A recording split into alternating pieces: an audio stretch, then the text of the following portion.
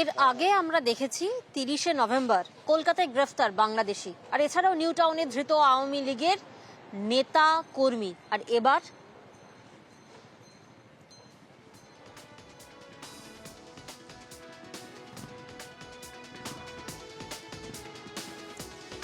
অনুপ্রবেশকারীদের ভুয়ো পাসপোর্ট তৈরির অভিযোগে গ্রেফতার পোস্টাল বিভাগের অস্থায়ী কর্মী।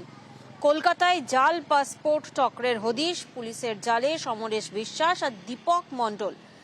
অনুপ্রবেশকারীদের ভুয়ো পাসপোর্ট তৈরির অভিযোগ, আর সেই অভিযোগে গ্রেফতার পোস্টাল বিভাগের অস্থায়ী কর্মী। প্রতিনিধি অমিত এই মুহূর্তে আমাদের সঙ্গে রয়েছে। অমিত, পুলিশ এই চক্রের হদিশ পেল কিভাবে? দেখো, রিজিওনাল পাসপোর্ট অফিসের তরফে কলকাতা পুলিশকে ইনফর্ম করা হয়েছিল বা তারা অভিযোগ জানিয়েছিলেন যে একটি ভুয়ো পাসপোর্ট চক্রের র্যাকেট চলছে। তদন্ত শুরু করা হয় এবং কলকাতা পুলিশের সিকিউরিটি কন্ট্রোল অর্গানাইজেশন, যারা মূলত পাসপোর্ট সংক্রান্ত ভেরিফিকেশন করে, সেই ডিপার্টমেন্টকে সিপির নির্দেশে একটি এসআইটি ফর্ম করা হয় এবং তারা তদন্ত শুরু করে। তদন্ত করে প্রথমে রিপন বিশ্বাস নামে একজন পুলিশের জালে আসে, তাকে জেরা করে তার বাবা সমরেশ বিশ্বাস এবং দীপক মণ্ডল নামে একজন পোস্টাল বিভাগের অস্থায়ী কর্মী, যাদেরকে গতকাল গ্রেপ্তার করা হয়েছে, তাদেরকে আজকে আলিপুর আদালতে পেশ করে নিজেদের হেফাজতে নিয়েছে। এবং তদন্ত করতে গিয়ে পুলিশ আধিকারিকরা যেটা জানতে পেরেছেন বা তদন্তকারী আধিকারিকদের সামনে যেটি এসছে, প্রায় 250-র বেশি ভুয়ো পাসপোর্ট তারা তৈরি করে ফেলেছেন এবং তা হস্তান্তর হয়েছে। কিভাবে এই সমস্ত ভুয়ো পাসপোর্ট তৈরি হতো? পুলিশ সূত্র থেকে দাবি করা হচ্ছে বিভিন্ন অনুপ্রবেশকারী যারা সীমান্ত পেরিয়ে আমাদের রাজ্যে প্রবেশ করেছে বা দেশের অন্য চলে গিয়েছে, এই সমরেশ এবং তার ছেলে রিপনের সঙ্গে তারা যোগাযোগ করতেন এবং প্রথমে 3টি নথি তৈরি করা হতো: আধার কার্ড, ভোটার কার্ড এবং প্যান কার্ড, যে 3টি পাসপোর্ট তৈরি করার ক্ষেত্রে অত্যাবশ্যক মানে প্রয়োজন, সে 3টি বিষয় তৈরি করা হতো এবং সবগুলো কিন্তু ভুয়ো বা ফেক। সেই সমস্ত ফেক ডকুমেন্টস তৈরি করে বা ফরজারি করে তৈরি করে সেই সমস্ত ডকুমেন্টকে কাজে লাগিয়ে অনুপ্রবেশকারীদের জন্য পাসপোর্ট ইস্যু করা হতো। আর রিজিওনাল পাসপোর্ট অফিসের কোথাও গিয়ে সেটা সন্দেহ হয় যে বেশ কিছু পাসপোর্টের সাথে যে সমস্ত আধার নাম্বার দেওয়া হচ্ছে তাতে কোথাও গিয়ে গরমিল দেখা যাচ্ছে বা মিলছে না, বা সেগুলো ভুয়ো বলে তাদের মনে হয়। এরপরই তাদের সন্দেহ হওয়ার পর তারা কলকাতা পুলিশকে জানায় বিষয়টি। এরপরই কলকাতা পুলিশ তদন্তে নামে। কলকাতা পুলিশ তদন্তে নেমে এখনো পর্যন্ত তাদের জালে 3 জন রয়েছে। তবে কলকাতা পুলিশ যারা তদন্তকারী আধিকারিকরা মনে করছেন এই ঘটনার নেপথ্যে যেহেতু পাসপোর্ট অফিস থেকে এই সমস্ত ভুয়ো নথি আপলোড হয়ে পোর্টালে আপলোড হয়ে পাসপোর্ট যেহেতু ইস্যু হয়ে গিয়েছে, সেক্ষেত্রে সেখানকার কিছু কর্মীদের একাংশ যোগ থাকতে পারে। অন্যদিকে পোস্টাল বিভাগের মাধ্যমে যেহেতু ডাক বিভাগের মাধ্যমে যেহেতু গ্রাহকদের কাছে বা আবেদনকারীদের কাছে পৌঁছে যেত, সেক্ষেত্রে দীপকের মতো আরও বেশ কিছু পোস্টাল বিভাগের অস্থায়ী কর্মীদের যোগসূত্র থাকতে পারে, এমনটা কিন্তু পুলিশ মনে করছে। এই কারণেই 3 জনকে হেফাজতে নিয়ে তারা তদন্ত করছে। এখন দেখার যে এই জালে আর কে কে রয়েছে। ভুয়ো নথিপত্র তৈরি করতো আমি জানি না। এর আগেও তো আপনার হাজবেন্ড অ্যারেস্ট হয়েছে। সমরেশের বিরুদ্ধে একাধিক অভিযোগ, এর আগে দিল্লিতে গ্রেপ্তার হয়েছে, বারাসাত পুলিশ অ্যারেস্ট করেছে, এবার কলকাতা পুলিশ অ্যারেস্ট করলো। আপনার ছেলের সঙ্গে কি সম্পর্ক এদের? জাঁকিয়ে শীত পড়েছে, পারদ পতন হয়েছে রাজ্য জুড়ে। তবে পারদ চড়েছে আজ দিনভর কাঁথিতে। কাঁথির দিকে আমাদের নজর ছিল, কারণ আজ কাঁথিতে সমবায় ভোট ছিল।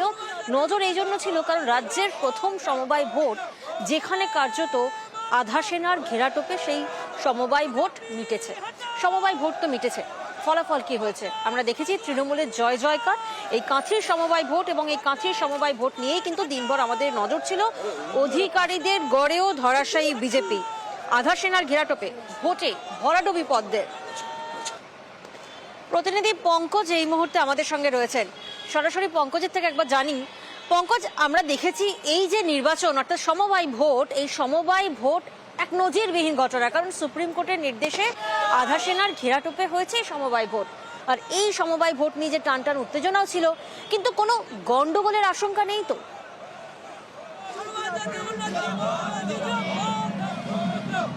দেখো, প্রথমত তোমাকে জানিয়ে রাখি যে কাঁথি কোঅপারেটিভ ব্যাংকের যে নির্বাচন ছিল সেখানে আধা সেনা দিয়ে কিন্তু নির্বাচিত হয়েছে। সেখানে তোমাকে প্রথমত এই যে কাঁথি কোঅপারেটিভ ব্যাংকে যেখানে 14টি কেন্দ্র ছিল, সেই 14টি কেন্দ্রের মধ্যে 5টি কেন্দ্রতে আধা সেনা ছিল। তার মধ্যে যেখানে আর বাদ বাকি কেন্দ্রগুলিতে রাজ্য পুলিশ এবং জেলা পুলিশ দিয়ে কিন্তু ভোট গ্রহণ করা হয়েছে। সেক্ষেত্রে পূর্ব মেদিনীপুর জেলায় এই যে কাঁথি সমবায় ব্যাংকের যে নির্বাচন হয়েছে, যে সেখানে 108টি আসন ছিল, সেই 108টি আসনের মধ্যে 100টি আসন কিন্তু তৃণমূল নিয়েছে। আর অপরদিকে তোমাকে সেদিকে দেখানোর চেষ্টা করি, তোমার যে আর বাকি যে আসনগুলো ছিল তার মধ্যে কিন্তু যেখানে ছিল 6টি ছিল, তার 6টি পেয়েছে বিজেপি এবং 2টি পেয়েছে নির্দল। সেক্ষেত্রে এই যে অধিকারী গড় বলে তুমি জানো, প্রথম থেকে পূর্ব মেদিনীপুর জেলার যে অধিকারী গড়, সেই অধিকারী গড় কিন্তু এবার তৃণমূলের হাতে চলে এলো এবং টান টান উত্তেজনা সকাল থেকে বিভিন্ন জায়গার এগরা থেকে কাঁথি, রামনগর এবং কোলাঘাট এবং হিড়িয়াতে কিন্তু বিক্ষোভ হয়েছে দফায় দফায়। পরেও কিন্তু ফলস্বরূপ যেখানে ফল পাওয়া গেল, যেখানে কাঁথির গড়, যেখানে পূর্ব মেদিনীপুর জেলার অধিকারী গড় কিন্তু ছিনিয়ে নিল তৃণমূল কংগ্রেস একেবারে। যেখানে 108টি আসনের মধ্যে 100টি আসন পেয়েছে তৃণমূল এবং 6টি পেয়েছে বিজেপি আর 2টি পেয়েছে নির্দল। এই নিয়ে কিন্তু যথেষ্ট কিন্তু উত্তেজনা, যেখানে উত্তেজনা পরে কিন্তু ভরপুর যে সন্ধ্যের মুখেই যেখানে রেজাল্ট ফুটতেই কিন্তু তৃণমূল কংগ্রেসের পক্ষ থেকে উচ্ছ্বাসে মেতে উঠে একেবারে জেলা জুড়ে। প্রিয়াঙ্কা,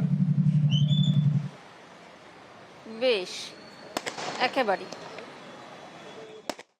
আজকের কাঁথি সেন্ট্রাল কোঅপারেটিভ ব্যাংকের মানুষ স্বতঃস্ফূর্তভাবে তৃণমূল কংগ্রেসের প্রার্থীদেরকে ভোট দিয়েছে। আমাদের 14টা সিট ছিল, 14টা সিটেই 14 জন তৃণমূল কংগ্রেস বিপুল পরিমাণে ভোটে জয়যুক্ত হয়েছে। আমার কাছে যেটা খবর আছে, এগরা আমাদের সমস্ত প্রার্থীরা জিতেছে, পটাশপুরের সমস্ত প্রার্থী তৃণমূল কংগ্রেসের জিতেছে, রামনগর সমস্ত প্রার্থীরা জিতেছে, কোলাঘাট জিতেছে, নন্দকুমার জিতেছে, মহিষাতল জিতেছে। সবটাই মমতা বন্দ্যোপাধ্যায়, অভিষেক বন্দ্যোপাধ্যায় জয় বলে আমি মনে করছি। তৃণমূল কংগ্রেসের যে প্যানেল ছিল, 108টা আসনের মধ্যে 101টি আসন আমরা জয়লাভ করেছি, আর বাকি আমাদের যারা বিরোধী ভারতীয় জনতা পার্টি তারা 7টি আসন জয়লাভ করেছে। নিশ্চিতভাবে সমবায় প্রতিষ্ঠানগুলোতে আমরা জয়লাভ করছি, এতে নিশ্চিতভাবে আশাবাদী 26 সালের আমাদের নির্বাচন অনেকটা সহজ হবে। ছাপ্পা ভোট প্রচুর হয়েছে এবং কোথাও কোথাও বুথ দখলের মতো ঘটনা ঘটেছে। যেহেতু এটা সুপ্রিম কোর্টের নির্দেশে এই ভোট বেশ কিছু গাইডলাইন্স মেনে ভোট হচ্ছিল, কিছু কিছু কেন্দ্রে কেন্দ্রীয় বাহিনীর পোস্টিংও দেওয়া হয়েছিল। সবকটা ভোট কেন্দ্রের 200 মিটারের মধ্যেই প্রচুর জমায়েত, আমাদের ভোটারদের ভয় দেখানো, সেন্ট্রাল সিকিউরিটিকে কার্যত সরিয়ে রেখে পুলিশের আধিকারিকরা সেটা দখল নিয়ে তৃণমূল নেতাদের নির্দেশে ফলস ভোটারদের ঢোকানোর চেষ্টা করছেন। আমাদের আইনজ্ঞরা খতিয়ে দেখছেন, প্রয়োজন হলে সুপ্রিম কোর্টে আমাদের যে অবজারভেশনগুলো আমরা সেগুলো পাঠিয়ে দেবো। সুপ্রিম কোর্টের নির্দেশেই বাহিনীর ঘেরাটোপে এই সমবায় ভোট মিটেছে। আমরা দেখলাম একদিকে যখন তৃণমূল কর্মী তারা একেবারে উচ্ছ্বাসে মেতে উঠেছে, তখন অন্যদিকে পদ্ম শিবির তারা ফের সুপ্রিম কোর্টে যেতে চাইছে, অর্থাৎ ফের আদালতে দ্বারস্থ হতে চাইছে পদ্ম শিবির। কেন ফের একবার আদালতে দ্বারস্থ হতে চাইছে পদ্ম শিবির? প্রতিনিধি সুজিত এই মুহূর্তে আমাদের সঙ্গে রয়েছেন, সুজিতের থেকে একবার সরাসরি জানবো। সুজিত, এই যে কাঁথি, আমরা জানি যে পূর্ব মেদিনীপুর অধিকারী গড় একেবারে সেই আমরা জানি যে প্রত্যেকের মুখে মুখে রয়েছে, বহু বছর ধরে আমরা দেখে এসেছি যে অধিকারী গড় হিসাবে কার্যত জানা যায় পূর্ব মেদিনীপুরকে। কিন্তু সেখানে আজকে সমবায় ভোটের যে ফলাফল সামনে এসেছে, বিজেপির এই অবস্থা কেন? বিজেপির এই বিপর্যয়ের কারণটা কি?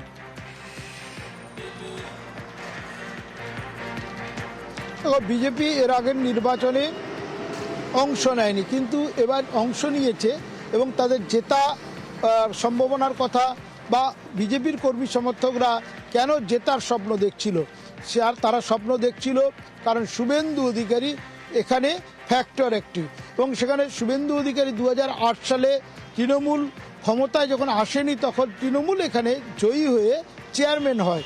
তারপরে 13 সালেও ভোটে জিতে তৃণমূলের হয়ে চেয়ারম্যান হয় এই ব্যাংকের শুভেন্দু অধিকারী। এমনকি শেষ নির্বাচন 2018 সালে হয়েছে প্রিয়াঙ্কা, সেখানেও কিন্তু জয় পায় তৃণমূল, সেখানে চেয়ারম্যান হয় শুভেন্দু অধিকারী। এখন শুভেন্দু অধিকারী দলবদলের পর এই ব্যাংকের ভোট এই প্রথম হচ্ছে, এবং সেখানে যখন লোকসভা ভোটে দেখা গেল 2টি আসনে বিজেপি জিতেছে এবং শুভেন্দুর কাঁধে ভর করে এটা বলেন রাজনৈতিক মহল, তখন কিনা স্বপ্ন দেখতে শুরু করেছিল বিজেপি যে শুভেন্দু ফ্যাক্টরে তারা এগিয়ে থাকবে। কিন্তু ভোট বা দিন শেষে ভোট গণনা শেষে দেখা গেল যে তৃণমূল তারা কিন্তু তাদের ক্ষমতা ধরে রাখলো, বিজেপি তারা কিন্তু সেই যে কথা বলছে প্রিয়াঙ্কা, যে তারা বলছে যে ছাপ্পা রিগিংয়ের কথা, গাজোয়ারির কথা, একথা শুধু তারা মুখে বলছে না, এটা যে তারা দাবি করছে সেই অভিযোগ তুলে তারা সুপ্রিম কোর্টের দ্বারস্থ হতে চলেছে। আসলে সুপ্রিম কোর্টের দ্বারস্থ হয়ে এই ভোট কিন্তু হলো এবং সেই ভোটে আদালতের নির্দেশে দেখা গেছে সিসিটিভি যে ক্যামেরা তা নিয়োগ করা হয়েছিল, এমনকি কেন্দ্রীয় বাহিনী গোটা পাঁচেক কেন্দ্রে দেওয়া হয়েছিল। অর্থাৎ কিনা সুপ্রিম কোর্টের দ্বারস্থ হওয়ার পর বিজেপি বা বিরোধীরা এই ভোট পরিচালনার দায়িত্ব একেবারে কেন্দ্রীয় বাহিনীর হাতে দিল, সিসিটিভি ক্যামেরা নিল, সেখানে আবার দেখা গেল ঘুরে ফিরে ভোটের গণনা শেষে আবারও আদালতের দ্বারস্থ হচ্ছেন প্রিয়াঙ্কা। তার মানে এটা যে এখনো পর্যন্ত একেবারে হার সুজিত, যে মানতে ভোটের চাইছেন না। পরেও আবারও আদালতের দ্বারস্থ হচ্ছে পদ্ম শিবির। বহিরাগত লোকরা যদি এসে একসঙ্গে টিনেজের 19-20 এই বয়সের একসঙ্গে গ্রুপ অফ ভোটার একবার কেন্দ্রে ঢুকেছে, হই করে ঢুকে গেল, যে রুমে ভোটার কম আছেন সেই সব রুমে গিয়ে ভোট দিতেছে। আমরা তখনই চেঞ্জ করেছি, সিসি ক্যামেরাতে ধরা পড়েছে এবং আমরা তার ডকুমেন্টারি এভিডেন্সও রেখেছি। সুপ্রিম কোর্টের আদেশ অনুযায়ী বেশ কিছু নর্মস অনুযায়ী ভোট করতে বলেছেন। ইতিমধ্যে আমরা এটা মনস্থির করেছি যে আমরা কমপ্লেনও করেছি, ভোটে ম্যানিপুলেশন হয়েছে, এ ভোট ক্যান্সেল করা হোক। আমি সুপ্রিম কোর্টে আমরা যাব, মহামান্য আদালতের কাছে বিচার চাইবো যে এইভাবে এরা ম্যানিপুলেট করেছে।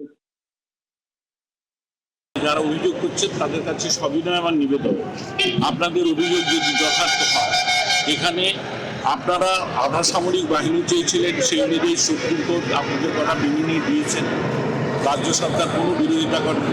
এখনো যে অভিযোগ নিয়ে এসছেন, এখানে যারা ভোটের তত্ত্বাবধানে আছেন তাদের কাছে অভিযোগপত্র সমাজে প্রমাণ করতে পারে নিয়ে দাঁড়িয়ে আছে, তাহলে সেই দোষ আমি স্বীকার করি।